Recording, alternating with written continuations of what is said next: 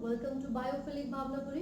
सो friends, आज हम discuss करेंगे 12th स्टैंडर्ड का chapter number 12, that is biotechnology and its applications. So friends, in the previous chapter we have already discussed what biotechnology is. तो जो biotechnology है वो है क्या? आपने प्रीवियस चैप्टर अगर पढ़ा होगा तो जरूर आप उसके डिफाइन मुझे बता सकते हैं। आप ये बताएंगे कि जब भी नेचुरल साइंस को, ऑर्गेनिजम्स को एंड मॉलिक्यूलर एनालॉग्स को, यानी कि डीएनए, आरएनए जो जेनेटिक मटेरियल है, जब भी उनको इंटीग्रेट कर दिया जाता है अपने डिजायरेबल प्रोडक्ट्स को ऑब्टेन करने के लिए, तो इसी फील्ड ऑफ साइंस को, इसी ब्रांच ऑफ साइंस को हम बायोटेक्नोलॉजी कहते हैं। मैं फिर से आपको रिवाइज करवा रही हूँ। EFB के हिसाब से, यूरोपियन फेडरेशन ऑफ बायोटेक्नोलॉजी के हिसाब से हमने क्या पढ़ा था? That biotechnology is the integration of natural science and organisms, cells, parts thereof and molecular analog।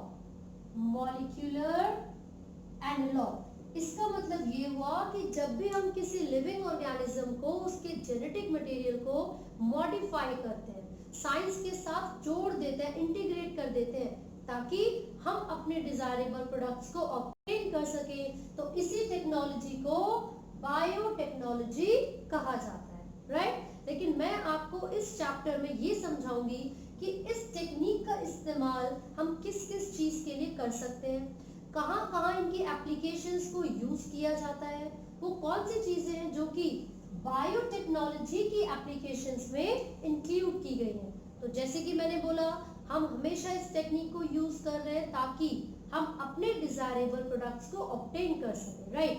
तो कहाँ कहाँ इसको यूज किया जाता है, तो इसके एप्लीकेशंस में क्या क्या चीजें इंक्लूडेड है? सो इट इंक्लूड्स, सबसे पहली चीज मैं आपको बता रही हूँ, एक टर्म आपकी एनसीईआरटी में लिखी है, थेरेपॉटिक्स, है ना। थेरेपी से ये वर्ड निकला है। तो बेसिकली यहाँ पर किसकी बात हो रही है?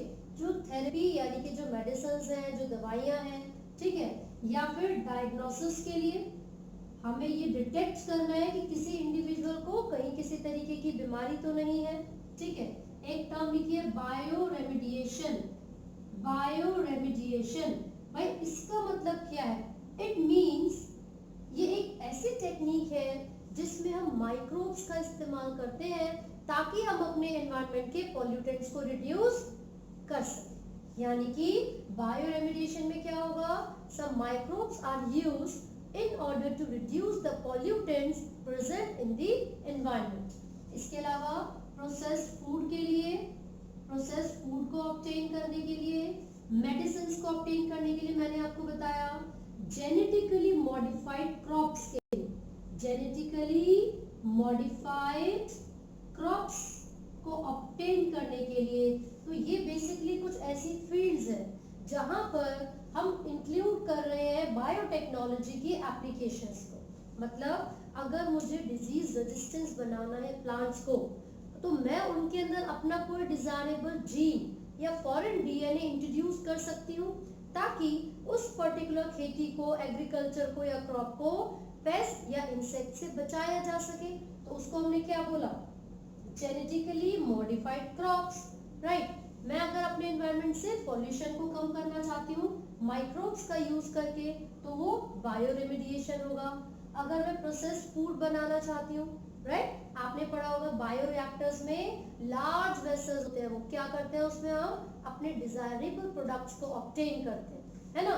मेडिसिन्स में इसको यूज किया जा सकता है, डायग्नोसिस में इसको यूज किया जा सकता है, ठीक है। अब हम पढ़ेंगे what are the 3 critical research areas, critical research areas of biotechnology. हमें कहाँ कहाँ किन किन चीजों को ध्यान में रखना है अगर हम बायोटेक्नोलॉजी का यूज कर रहे हैं। तो सबसे पहली चीज हमें जो ध्यान में रखनी है वो क्या होगा?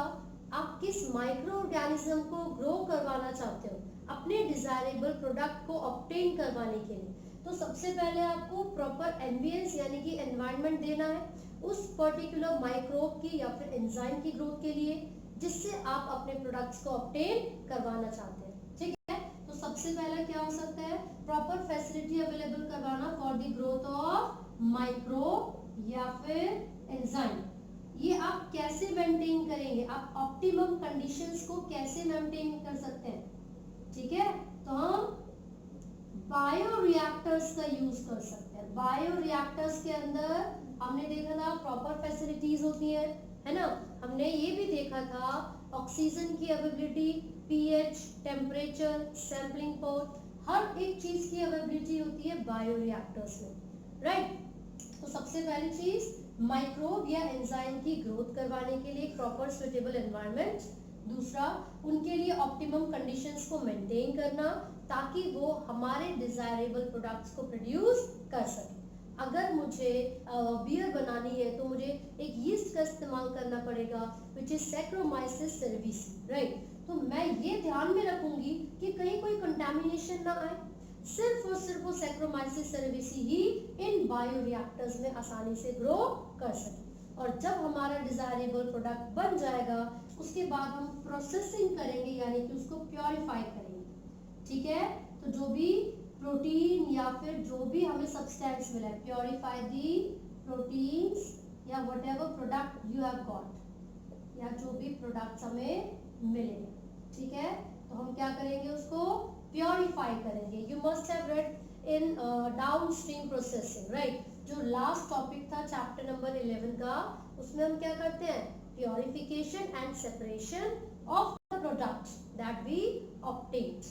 तो हमने क्या क्या पढ़ लिया, बायोटेक्नोलॉजी क्या है, कहाँ कहाँ हम उसका यूज कर सकते हैं, किन किन चीजों को हमें ध्यान में रखना होगा, what are the 3 critical research areas for the use of biotechnology, right. अब एक और चीज मैं आपको समझा देती हूँ कि जो एप्लीकेशंस है वो किस किस फील्ड में यूज हो सकती हैं। सबसे पहली चीज एग्रीकल्चर यानी कि खेती में, एग्रीकल्चर यानी कि खेती में, मैं इसको रब कर रही हूँ, आप लोग कॉपी कर सकते हैं, है ना। तो मैंने अभी बताया भाई, जो ये बायोटेक्नोलॉजी है अगर हम उसको यूज करना चाहते हैं तो कहाँ कहाँ यूज कर सकते हैं। सबसे पहली चीज अभी अभी हमने पढ़ा था एग्रीकल्चर, क्रॉप्स ग्रो करवाने के लिए, है ना। तो सबसे पहला हम लिखते हैं एप्लीकेशंस में, the biotechnology could be used in the agriculture. ठीक है, सेकंड और कहाँ यूज हो सकते हैं, मेडिसिन बनाने में, दवाइयां बनाने में। सेकंड हमने यहाँ पर लिख लिया मेडिसिन की फॉर्मेशन में। थर्ड जीन थेरेपी, थर्ड क्या है बच्चे, जीन थेरेपी, यानी कि किसी भी ऑर्गेनिज्म में अगर किसी तरीके का कोई जेनेटिक डिसऑर्डर है, कोई जेनेटिक डिफेक्ट है, तो कैसे हम उस डिफेक्ट को ठीक कर सकते हैं, कैसे हम उस पर्टिकुलर ऑर्गेनिज्म में वो जो पर्टिकुलर बीमारी है उसको ठीक करेंगे, उसके लिए कौन सी टेक्निक यूज होती है, gene therapy. And the fourth one is diagnosis. हम क्या कर सकते हैं, क्योंकि बायोटेक्नोलॉजी में बहुत सारी अलग अलग टेक्निक्स को इंक्लूड किया गया है, जिसमें से एक आपने ऑलरेडी सुनी होगी पीसीआर यानी कि पॉलीमरेज चेन रिएक्शन, दूसरी होती है भाई एलिजा, दूसरी क्या होती है, एलिजा। तो बेसिकली ये दोनों ही रिस्पॉन्सिबल है अर्ली डिटेक्शन के लिए, किसी भी पर्टिकुलर डिसऑर्डर को जल्दी डिटेक्ट करने में ये दोनों हेल्प करेंगी, राइट।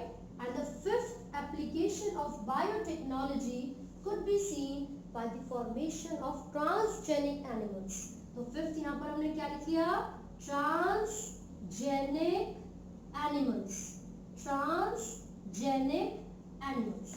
तो ये पांचों फील्ड है जहां पर हम बायोटेक्नोलॉजी की एप्लीकेशंस को ऑब्जर्व कर सकते हैं, और इन्हीं पांचों फील्ड्स के बेसिस पर मैं 5 इंडिविजुअल वीडियोस बनाऊंगी ताकि एक एक टॉपिक आपको क्लियरली समझ में आ जाए। बहुत अच्छे तरीके से आपको इंडिविजुअल टॉपिक को स्टडी करना है, तो इंडिविजुअल वीडियोस में मैं पूरी कोशिश करूंगी कि अच्छे तरीके से आपको समझ आ जाए, right.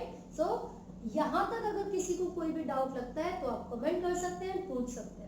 And do not forget to like, share and subscribe. Thank you.